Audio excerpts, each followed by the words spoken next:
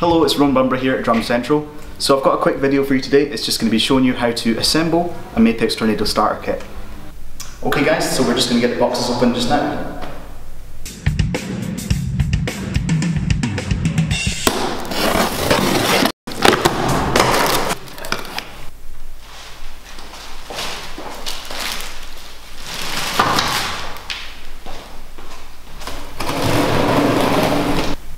Okay, so what I've done is I've just got the drums here, so we're going to start by just assembling all the drums up, and luckily we've got the two toms that mount the bass drum. They're already assembled and the snare drum's already assembled, but what we have to do is assemble the bass drum and the floor tom. So I'm going to start off with the bass drum. So I recommend you actually keep all this plastic packaging because we're going to use it to stuff the bass drum. I'll explain a bit more when we get to that, but just bear that in mind. Don't throw it out yet, just keep it by the side. So like I said before, these three drums here, the two toms and the snare drum, they're already assembled. So that means we can just focus on the bass drum, which is this big one, and the floor tom, which is the second biggest one. Okay, so we've got the bass drum here, and we've got a box full of basically hooks. That hook, the hook, bass drum hook. Try saying that 3 times. They just hook on here, and we've got drum heads. So this is the hook and how it looks, and basically what we're doing is we're just going to be doing that, and that's how it fits onto the hook. Cool. Okay, so we're going to put the front head on the bass drum, so it just goes on like this, and try to get the logo, which is this part here, just get it in line with the tom mounts up at the top. The reason I know it's the front of the bass drum is because we've got the spurs towards the front here, which are the legs that extend. But we'll talk a bit more about that later on. Cool, so let's just put the hoop on top of this, and then that just makes sure that rests nice and flush with the head, and make sure it's all aligned. And then all we need to do now is put the hooks on, and we've got the bass drum basically half finished. See that bit there? Aye, that wee blemish. Try to put that at the bottom of the bass drum so then you don't see it around the kit, because when it's on the bottom you won't notice it. And it makes it look a little more pretty, you know? So normally I put all these hooks in at the same time, but for the sake of this tutorial I'm just going to focus on one and show you how to do it properly. So what we're going to do here is we're not actually going to push this lug tension rod in, because that will cause this little housing to go into the box. So what we want to do is just screw it in slightly and then pull up slightly when you're screwing it in, and that way you can basically make sure that that little housing doesn't go into the box, and that means once you're screwing it in, it'll be nice and secure, and you just want it to be finger tight to begin with. So I'll just do that. So there we go, that's finger tight. And then what we do is basically do the same thing for all the other boxes, the lugs.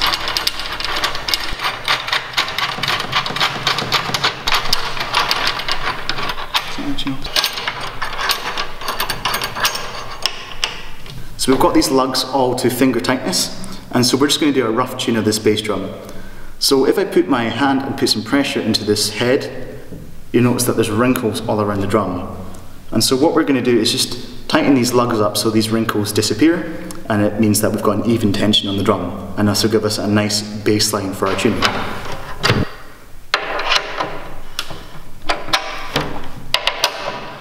Okay, so I've just tightened it up. So when I put some pressure on the drum head, there's not any wrinkles anymore. So that means we're at a good level for a decent bass drum sound.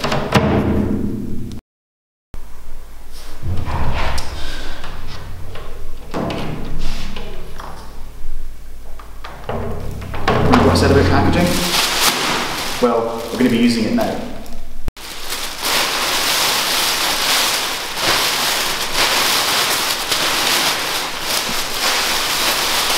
Pillow, you can just use a normal pillow, but for the sake of recycling and saving the environment and all that, we're going to use this instead to muffle the bass drum. Okay, so when you're muffling your bass drum, it's good to just put that little something in the bottom of the drum. So for example, this little package pillow, or you can use a normal pillow, but what I would say is don't stuff the bass drum full, because then you won't get any of the tone of the drum. So just a small something in the bass drum, even a couple of towels will just be perfect. Okay, so we're just going to put the batter side head on. The same thing applies. This is the exact same process as the front head. That's it really.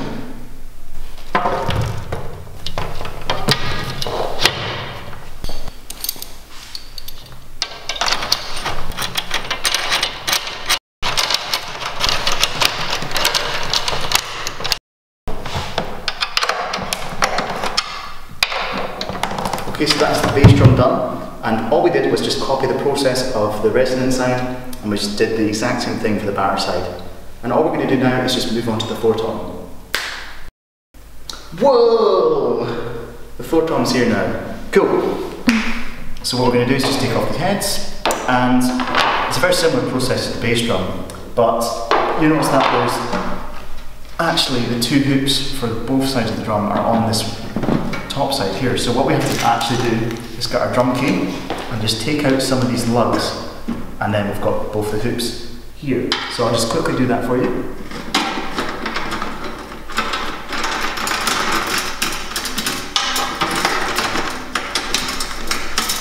Alright, so we've actually got the two hoops just attached to that one top there.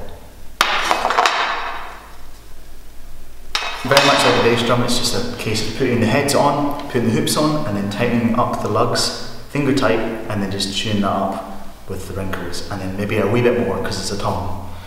So I'm going to start with the resonant side. So this is the bottom side of the drum.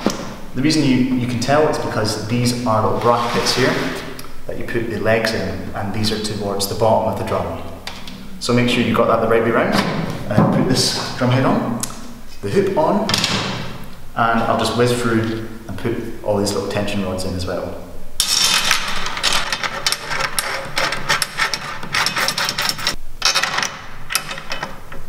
So in terms of which one you're putting in at which order, it's the same process as the bass drum. So put one in, go the opposite, and vice versa, and just keep doing that process.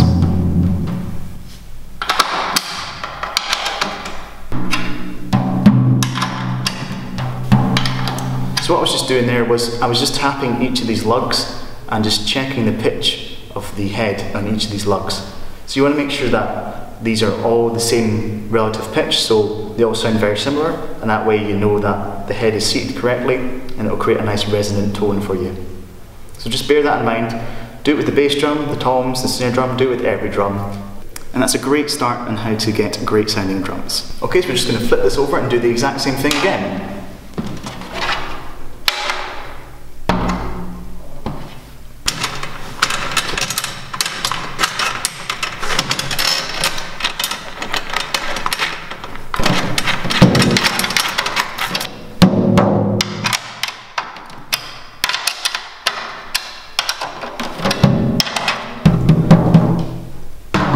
So that's just got all the drums ready now. So let's get the kit set up. We're just going to bust out the hardware and get that all set up, and then that's pretty much us good to go.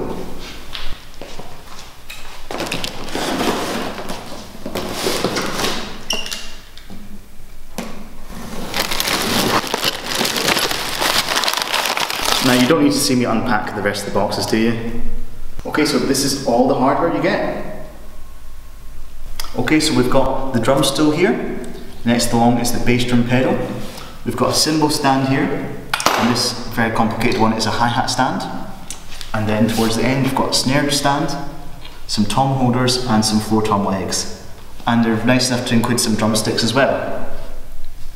You can just immediately get started playing, which is great. Okay, let's just start off with constructing this stool. So we're going to start off with the bass. It's really simple. All you do is extend the legs out, and you just push this down. So you just get this bit, push that down like that. Very simple. And this is basically a very simple stool, so all you need to do is loosen this wing nut. And we'll talk about stool heights in a second, but just for now, just stick it in one of these holes. And I'm going to go for the highest one for now. Just thread that through and tighten it up. So the final thing to do is just put this stool top on. And what we're going to do is just insert it into the bottom, and then just twist this wing nut here, just like that. Cool, and that's our stool done. So next we're just going to move on to the cymbal stand.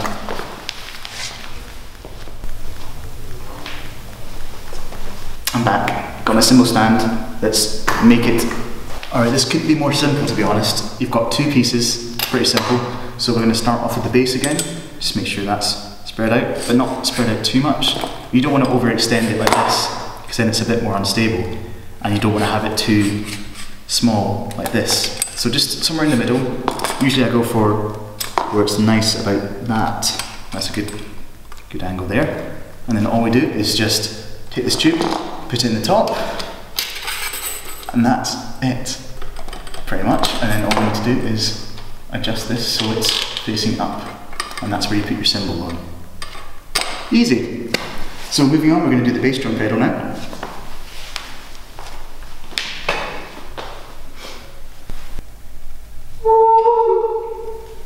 We're doing snare stand next. Okay, cool, back on the perch. So, similar to the cymbal stand, we've got a bass and we've got the top end, and just like the cymbal stand, we're just going to pop that into the bottom of the bass like this, and then that's our snare basket. So we can extend that up, and then we can just extend the feet once more, so it's nice and stable. And again, don't extend it too much, just like that. Looks good to me.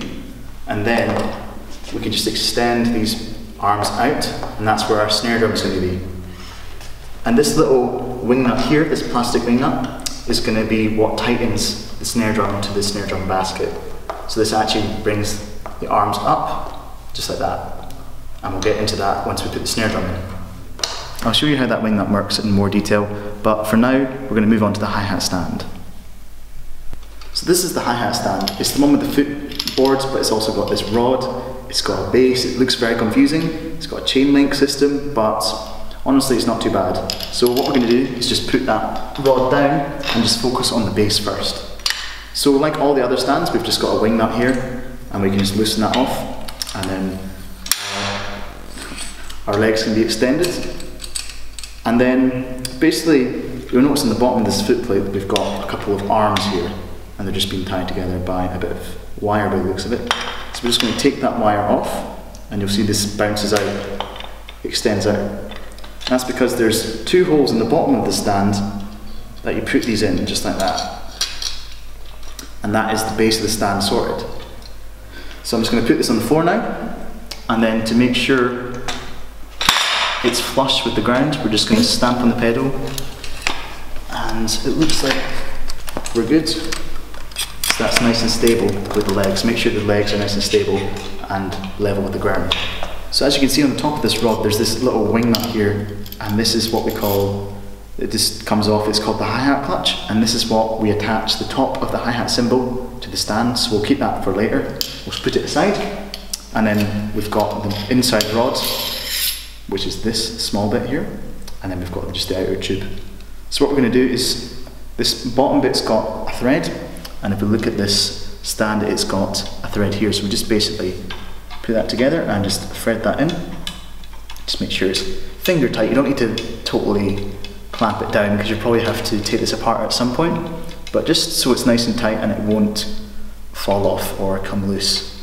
And then basically what we do is just put this over the top, and there we go, it's that simple. We've got our hi-hat stand done, and then we can just put this clutch on for now. And there we go, that's our hi-hat done. Easy, easy peasy. So next we've just got the pedal, so I'll just move this aside so you can see it clearly. And this as well.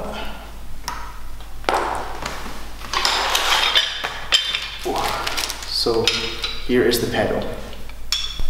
So it's very similar to the hi-hat, where we've just got these two arms and we've got these two holes here.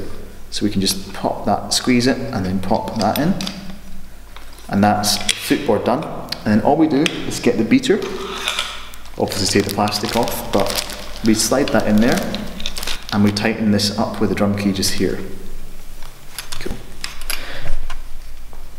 Right, so that's all the hardware done. So we're 80% there. We just need to set the kit up and you're ready to rock. There's a couple bits and bobs, such as the floor tom legs, but they don't need to be assembled. So what we're going to do now is just get the kit all set up.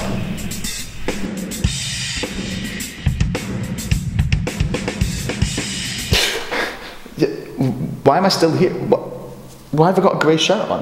Why is the drum kit red? It's the same day of filming, right? Oh wait, it's been a month and we're still here. So let's start with the stool. A good starting point is to adjust height so your legs are slightly sloped down. If you have it too high or too low, it can cause some lower back pain. Make sure you're nice and comfortable, and when you sit behind the kit, you keep a nice straight back with good posture. Next, take your snare drum and place it between your legs. Adjust the height so it sits at a comfortable level where if you bring your hands up to it, you're not hunched over or straining your shoulders. If you want, you can angle the snare slightly towards you to make it more comfortable. I personally prefer a flat snare, but there's no right or wrong answer. Next, bring in the bass drum and hi-hat pedals. Place the foot plates where your feet naturally want to go and make sure you're not twisting your torso when you're sat with both feet on the pedals. With the hi-hats, adjust the height to a place where it's nice and comfortable for you. A few inches above the snare drum is a good starting point.